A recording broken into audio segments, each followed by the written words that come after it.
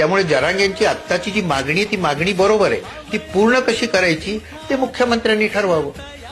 मी फक्त घटनेमध्ये काय लिहिलं एवढंच आपल्या पुढे मांडणार आहे. तर हे रिझर्वेशन जे आहे ते 15 आणि 16 खाली करता येते उघड आहे.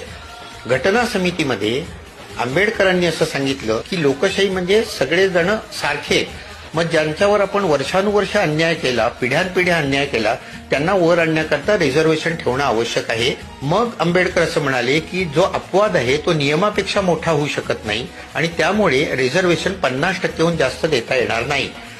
हाच बरोबर मुद्दा केंद्र सानी केसमध्ये सुप्रीम कोर्टाने उचलून धरला आणि सांगितलं की 50%च्या वर रिझर्वेशन देता येणार नाही. की मराठा या ओबीसी मध्ये येतात का, तर ट्रिपल टेस्ट सांगितलेली आहे सुप्रीम कोर्टाने. ट्रिपल टेस्ट याचा अर्थ असा की मागास आयोगाने मराठा समाज मागास ठरवायला पाहिजे 1, त्यानंतर एम्पेरिकल डेटा उपलब्ध पाहिजे 2 आणि 50%च्या वर देता येणार नाही 3. या 3 गोष्टी आहेत. या 3 गोष्टी जर का ते बसलं तर मराठा समाज हा ओबीसी मध्ये घालता येतो.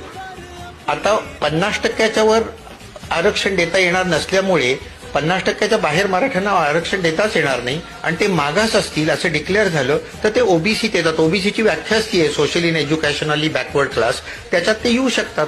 तेव्हा जरांगेंची जी आत्ताची मागणी आहे की आम्हाला रिझर्वेशन पाहिजे आणि ते ओबीसीतूनच पाहिजे, हे सध्या तरी कायद्याला धरून आहे. आता यातून मार्ग कसा काढायचा हे थोर आपले राजकारणी लोक जे सगळे बसलेत, शेवट लक्षात घ्या की politics is race for power. त्यामुळे सत्ता टिकवण्याकरता किंवा सत्ता मिळवण्याकरता वेड्यावाकड्या मार्गांचे उपयोग केले जातात. 30% हे ओबीसी आहे, तर तो जो घटक आहे तो सगळ्यांनी वाटून सामंजस्याने वाटून घेतला पाहिजे. ओबीसींना अशी कडक भूमिका घेता येणार नाही की मराठी इथे येऊच नाहीत.